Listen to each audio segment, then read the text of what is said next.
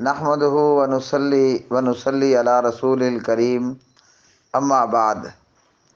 بہت ساری بہنوں کا یہ سوال تھا اور کچھ بھائیوں نے بھی پوچھ رکھا تھا کہ کیا پیارے نبی صلی اللہ علیہ وسلم نے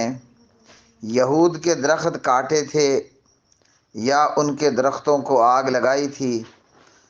تو جی ہاں، پیارے نبی علیہ الصلوۃ والسلام نے یہودیوں کے باغ کے درخت بھی کاٹے اور کچھ کو آگ بھی لگائی، اور قلعہ زبیر کے لوگوں کا پانی بھی بند کر دیا۔ عام طور پر ہمارے پیارے نبی علیہ الصلوۃ والسلام کی شریعت میں، دین اسلام میں یہ ہے کہ جنگ میں اور جہاد میں درختوں کو نہیں کاٹا جائے گا، کھیتی باڑی کو نقصان نہیں پہنچایا جائے گا، لیکن بعض دفعہ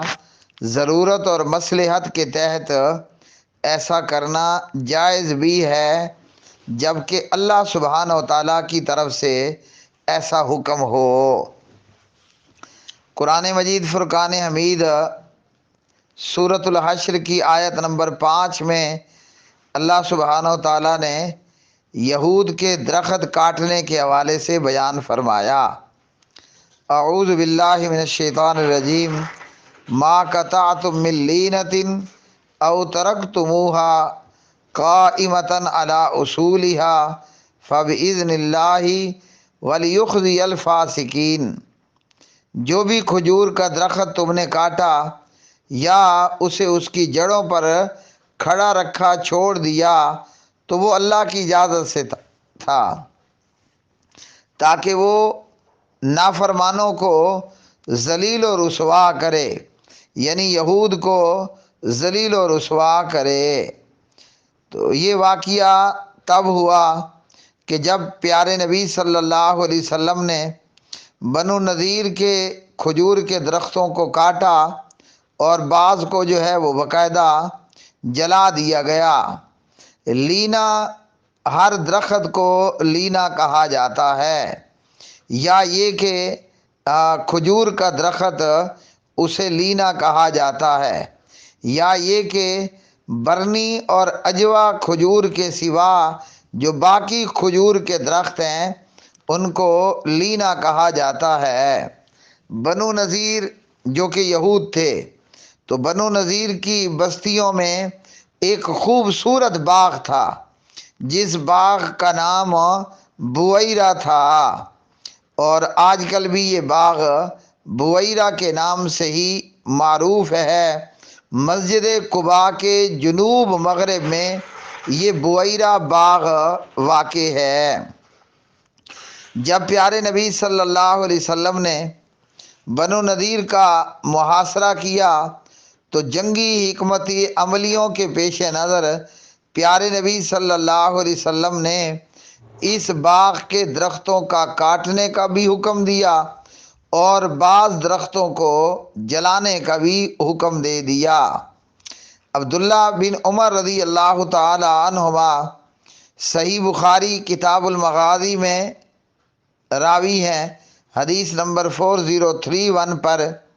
حرک رسول اللہ صلی اللہ علیہ وسلم نخل بنی النذیر وقطع وہی البویرۃ فنزلت ما قطعتم من لینۃ او ترکتموها۔ کہتے ہیں کہ نبی پاک علیہ الصلوۃ والسلام نے بنو نذیر کے کھجور کے درخت کٹوا دیے اور جلوا دیے، اور اسے بویرہ کہا جاتا تھا، یہ بویرہ نامی باغ تھا۔ تو اس پر سورۃ الحشر کی آیت نمبر 5 نازل ہوئی۔ جب پیارے نبی علیہ الصلوۃ والسلام نے ان کے درخت کاٹے اور کچھ کو جلا دیا تو یہودیوں نے بھی شور مچانا شروع کر دیا، اور منافقوں نے بھی، کہ نبی پاک حضرت محمد صلی اللہ علیہ وسلم تو درختوں کو کاٹ کر فساد فی الارض کر رہے ہیں، جبکہ جناب محمد صلی اللہ علیہ وسلم کا دعویٰ تو یہ ہے کہ ہم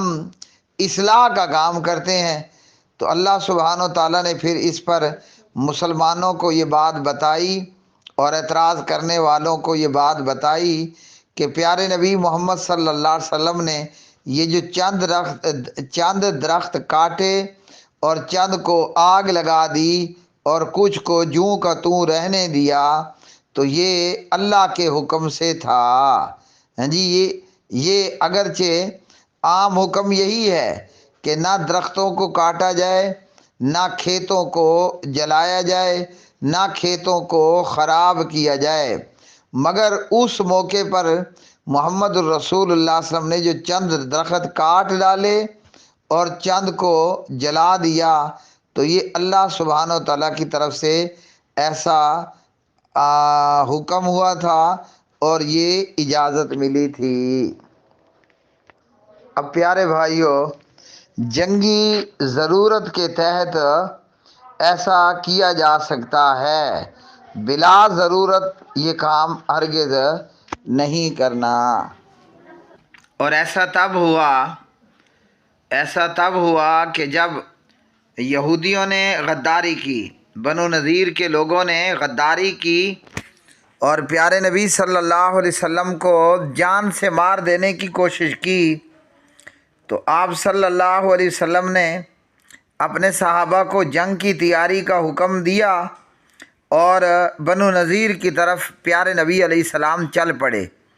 اور یہ بنو نذیر کے یہود مدینہ منورہ سے 2 میل کے فاصلے پر آباد تھے۔ جب پیارے نبی علیہ السلام ان کی طرف اپنا لشکر لے کر چلے تو یہ لوگ قلعہ بند ہو گئے، اور آپ صلی اللہ علیہ وسلم نے ان کے قلعے کا محاصرہ کر لیا اور حکم دیا کہ آس پاس جو کھجور کے درخت ہیں وہ کاٹ دیے جائیں، تو ان کو کاٹا گیا اور ان کو جلا دیا گیا۔ اور جب بنو نذیر کے یہود پر اسلام اور پیغمبر اسلام صلی اللہ علیہ وسلم کا رعب پڑا اور وہ خوف زدہ ہوئے، تو انہوں نے اس شرط پر قلعوں سے نیچے اترنے کی درخواست دی کہ ہمیں جان و مال کی امان دی جائے تاکہ ہم یہاں سے نکل جائیں۔ تو پیارے نبی صلی اللہ علیہ وسلم نے اسلحہ کے سوا جو چیز بھی وہ لے جا سکیں انہیں لے جانے کی اجازت دی، اور پھر ان لوگوں کو جلا وطن کر دیا گیا۔ ان میں سے کچھ یہودی خیبر میں جا کر آباد ہوئے اور کچھ جو ہے وہ ملک شام کی طرف نکل گئے۔